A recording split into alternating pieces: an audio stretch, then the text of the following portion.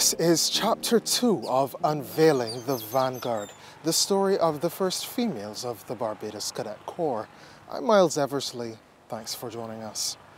The previous chapter ended with the transition of students from the Girls Foundation School to the sixth form of the Combermere School. Now, this was a novelty. Girls enrolling in an all-boys school in 1973. The majority of schools in the Caribbean were still very much unisex. As expected, it was the point of discussion for many. This episode begins with the responses of the school's population to the entry of females. I expected some hostility. We got none of that. Not from the staff, not from the students. All the boys, even those in sixth form, were very welcoming. All the little boys, of course, were just as welcoming. I mean, they did try to, when we stood in the balcony, you could see the little boys trying to peer under your skirt, but apart from that, like little boys would be naughty anywhere, apart from that, they were quite sweet. Even though we had gone from an all-girls school to an all-boys school, I think there were enough of us that we weren't really shocked. We didn't change the culture of the school, but we integrated. And I would say that I enjoyed a few things at Combermere that I couldn't enjoy at Foundation. I found we were a little bit freer in terms, of course in sixth form, there's always a little bit more scope for freedom. And Combermere was a very disciplined school at the time too. Everything was done in decency and in order, as the old Bajans would say. So there wasn't much of a culture shock. What I enjoyed about Combermere and what I still enjoy now, even though I have two schools as my alma mater, I enjoy that Combermereans. You can spot a Combermerean anywhere. I don't know if you're aware of this as an old Foundation boy yourself, but Combermereans have a spirit that, you meet them and you know they went to Combermere. I mean, getting cadets is the same thing. You know they were Combermerean and you know they were cadet, right? Because they carry that spirit with them, and I like that. I think Foundation is getting there, but because I think the amalgamation of Girls and Boys Foundation did something for that spirit, because it changed the spirit of the school, and I think it took a few years for them to bounce back into feeling, well, this is Christ Church Foundation. But Combermere has kept it all these years, and they connect with each other wherever they go. And I'm very proud to be a part of that. Now, when we went to Combermere, we decided it was a new environment, but we intended to be integrated into every aspect of life in the school. And so we got very involved in the extracurricular activities, Photographic Society, the Literary and Debating Society at that point in time too. But we didn't quite think out how could people who had athletic ability, who represented the school, how could we continue this journey? Because I was just in class 2 in athletics. I don't think I got to class 1, which was the most senior class in athletics.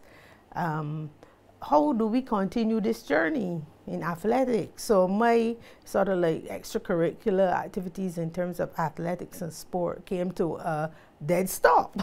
So there was like a vacuum in my own life in terms of extracurricular activities. So then on Friday, we would see the school come alive with this cadetting, the parade that is going to happen outside the school. We're going to the cadets forming up, and the marching and the drills, and following the commands, and the pageantry of it. Just, I mean, I liked it. I saw it as a challenge. I was always a kind of tomboy, so I mean, I said, well, I would like to be a part of this. I like what they do. I like the drills, and I like the order and the precision, you know, the pageantry of the whole thing. We were in sixth form, which to me would have been an advantage. So we sat beside the senior members of the Cadet Corps, Patrick Skeet, Benjamin Cummins, Francis Bell, Jeremy Collymore, and Andrew Downs, who is now a professor at university. and they were cadet under officers, which is the most senior rank you can have in the cadets. They saw the uniform, they saw us operating. We were very impressed. On Friday afternoons, the last 2 periods on every Friday afternoon, they're transformed from just boys who sat next to us and were arguing about literary texts. They changed from that into grown men. They used to walk around with their little peak caps on and their canes in their hand, and you had to salute them. All the boys had to be very respectful towards them. And people in the staff room are calling people like myself Mr. Skeet. Imagine as a schoolboy, a member of staff is calling me Mr. Skeet. Because that's the rank that I have. My rank of under officer allows me to be called Mr. not only by the students or the cadets, but also by the teachers. And of course the youngsters in the group, cadets, actually calling me Mr. Skeet and looking up to me as a mentor. So I think they picked up that was really phenomenal. That was something to be part of, where, you know, even though they were actually junior to the senior people. Imagine I'm in sixth form with them doing literature or French or Spanish. But come Friday, I'm able to go and stand in front of them and say, look to your front. So picture you are a big sixth former, you know, almost the same age as me. And I'm telling you, look to your front and stand still. Not exactly as softly as that, you know, but look to your front and stand still. And they have to respond to that. And they didn't do anything except give orders, walk around, look important and give orders. But I was impressed by that. I was impressed about how they could change, how at such a young age, I believe they would have been 17, 18, they could command such respect and show such qualities of leadership so young. So that attracted me to the Cadet Corps. I wanted to become part of it. And I'd never seen anything like that. Even with prefects at school, they didn't have that power that those boys had. I mean, they could make you, if they wanted to, fill a bucket of water with a teaspoon, if they wanted to, but they hardly ever did that. What got me really was that the highest ranking cadet was always the head boy. Okay, he was always the head boy. They were always good academically and so on. There weren't people who weren't making it. Okay, they were sound academically and they were well behaved and disciplined. By that time, there were only 3 cadet companies up to 1973. There would have been only 3 cadet companies in the whole island, which is Lodge, Harrison College, and Common. So anybody coming from outside would not have been exposed to cadet at all. In fact, there are a lot of people who did not know much about the Cadet Corps, mainly because it was based at these 3 schools. And only the teachers and the students would be really familiar with what's going on, except for regimental personnel who dealt with them during the summer vacation for camps, or who attended Independence Day parades or Remembrance Day parades with them. You see the cadets on parade, but for the most part, most things happen at school on Friday afternoons at all 3 locations. So when the girls came from foundation school, they would have never before seen cadets up close. So this was a totally new area to them. Now I must add to this that, remember in the early 70s, there was also a lot of like what I call women's lib type activity going on worldwide. And I believe that maybe that also factored in somehow into the consciousness of people. But I think that they were more enthralled by the drill, the uniform, the drill, the activities. And as I said, the fact that these senior cadets in the 6th form seem to be benefiting so much from the experience that they're going through. And we said, women's libbers, if the males can do it, why can't we? So again, with boldness, and of course Mary also felt the same way. She wanted to be a part of this. Margot, we had Angela and Roseanne. So we were the 5 who decided we want to become cadets. And we decided that we would make overtures to Lieutenant Maynard at that point in time. And of course, my friend Patrick, who recently passed. God, again, may he rest in peace. So we approached them as the 2 persons who we knew were in charge of the cadets. And asked whether we would be allowed to join the Cadet Corps. I was standing with Lieutenant Maynard one afternoon when they came to him. And when we heard them make the request, it was a bit unusual because we never had girls with an idea of, coming forward to say they want to join the Cadet Corps. The first thing you're thinking of is, but I've never heard this request before. But then, of course, we've only had boys in the Cadet Corps for so long, and the only ones who would want to join the Corps will be the boys in the school from 1st form up to 5th form. So it would have been a shocker to most people. But of course, they were very, very strong in the appeal. It's like, you watch cricket and you see the cricketer comes in and bowls the ball and he thinks the batsman is out and he appeals. Well, I could describe that particular evening like that, where they were extremely vociferous, really wanting to make sure that the point was really stressed. We thought he would laugh, but he didn't, took us seriously. Mr. Maynard was always, and I'm calling him Mr. Maynard now, hope you'll excuse me for this, because his rank has changed now, but he was always very cool, nothing flustered that man, so I think he just smirked. They were kind of like shocked at first, I think, but they didn't dismiss the idea. They were very kind about our approach, and they listened. And I think when they realized that we were really serious, they kind of said, well, okay, how do we make this happen? I remember some time ago, Patrick had told me he remembered distinctly that when they raised this, what was supposed to be a road blocking question, which is like, what uniform will you wear? He said that he remembered me responding without hesitation, the same thing as the boys. Whatever the boys were we wearing? And for some reason, they were shocked at this kind of response. Now, these short pants were the type that were worn by the regiment that came down from like the British Army tradition in World War II.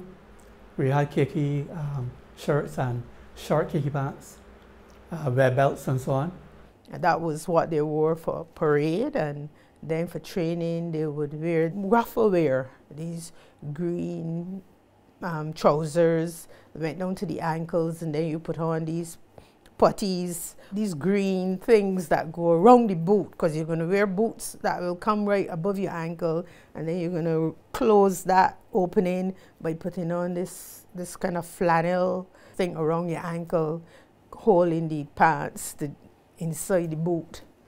Everything totally sealed off. No, you can get off your leg, nothing, So they would wear that for training, rough wear.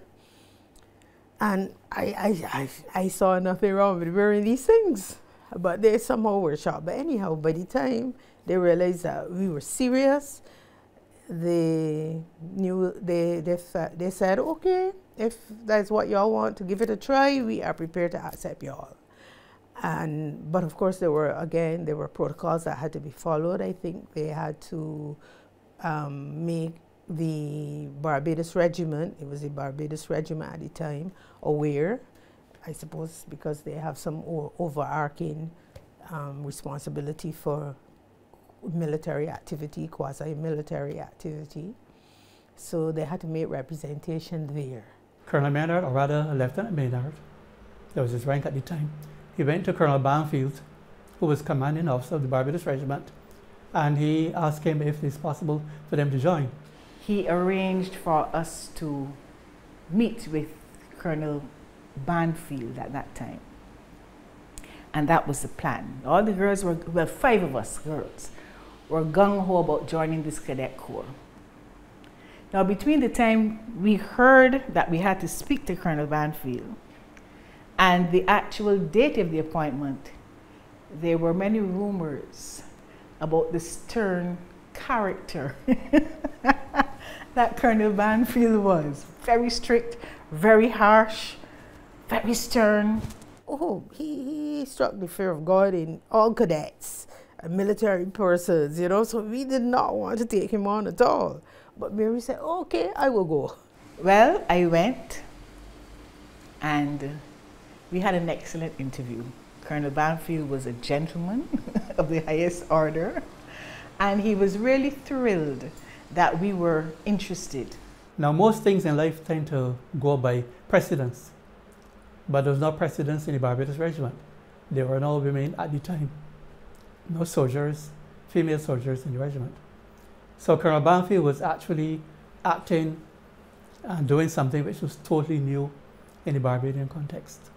It didn't happen overnight. It took a while, and we were only there for 2 years because we were doing sixth form. We were doing GCE at the time, A-levels, advanced level certificates. And when the response came back, it was yes. And we were real happy. And of course, they had to look for uniform for us because the uniform at the time, the boys wore a short khaki pants and a khaki shirt, puttees and boots.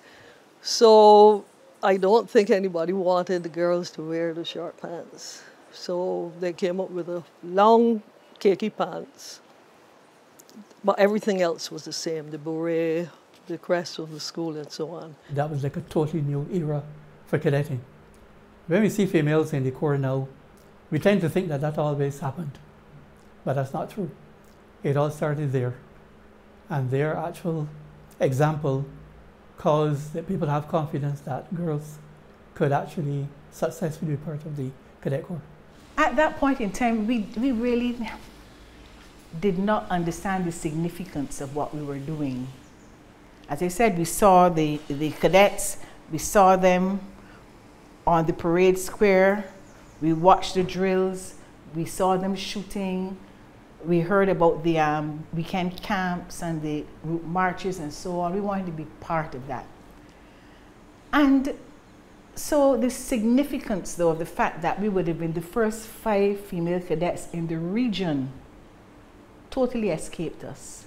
The significance of the fact that we would have preceded females in the regiment and the Defense Force subsequently totally escaped us. We wanted to be part and parcel of the fun that we thought was associated with being a cadet.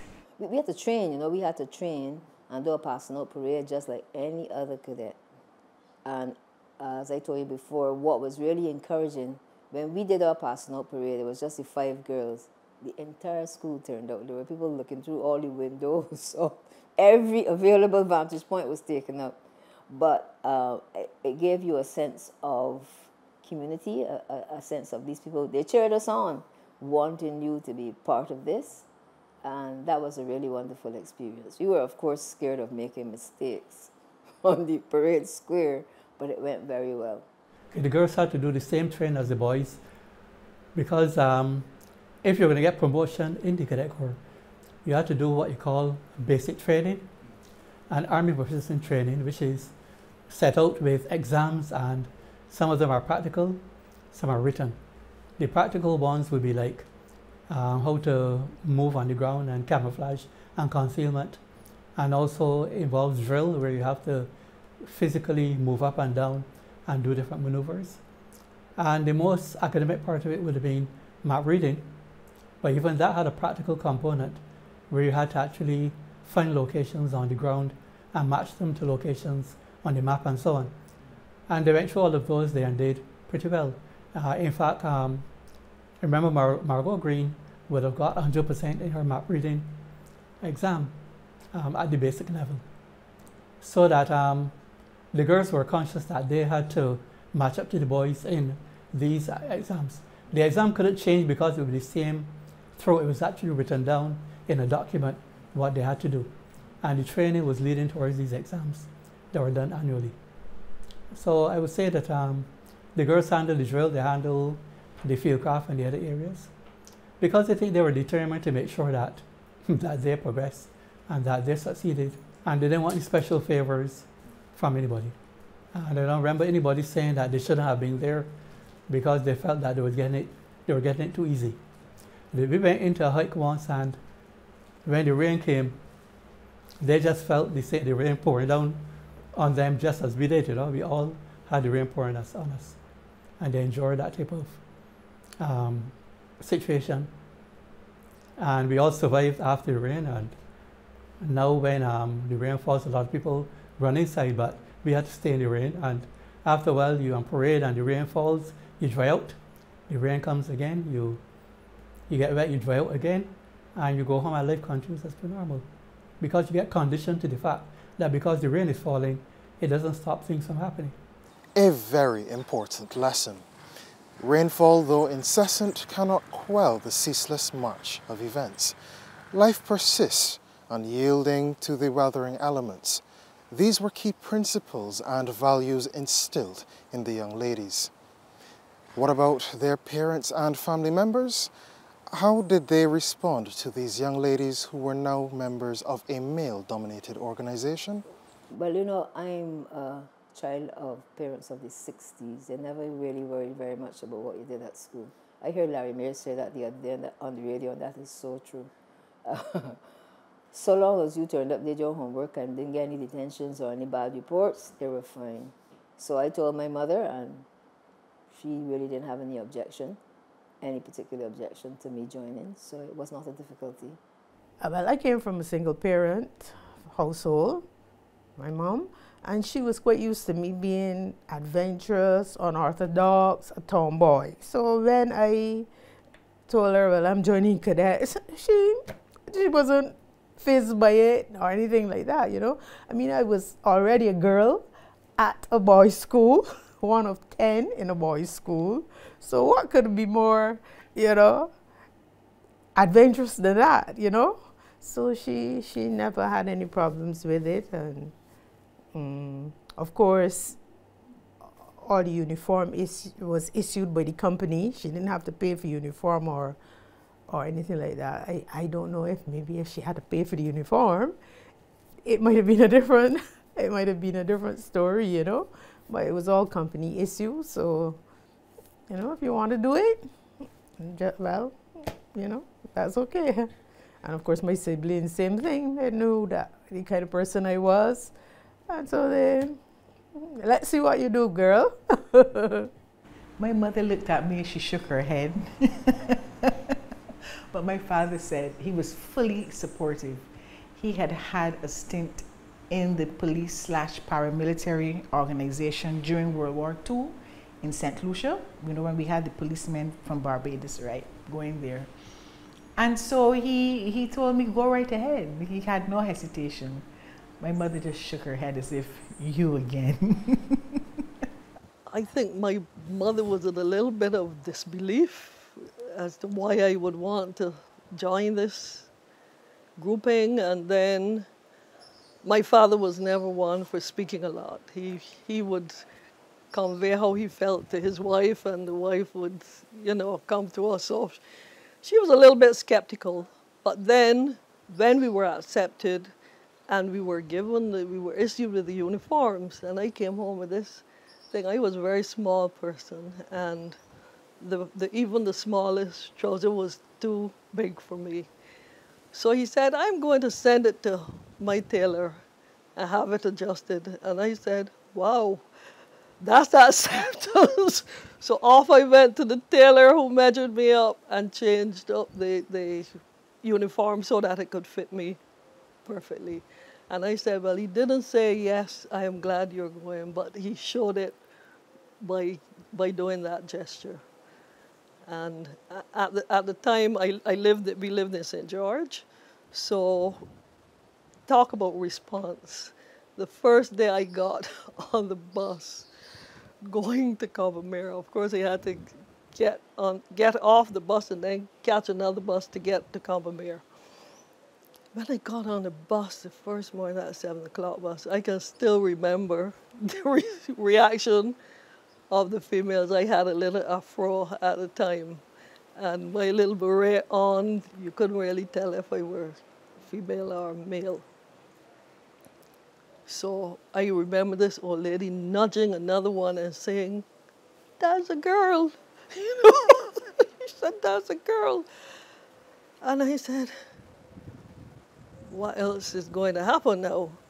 So then a whole conversation broke out in the bus. At the time, the buses had like 2 seats adjoining, 2 seats facing each other, and I was in this. So the conversation's going on all around me. Girls, why would a girl be, you know, wearing this? And well, these want to change everything, and you know, the girls want to do everything the boys want to do now, and so on.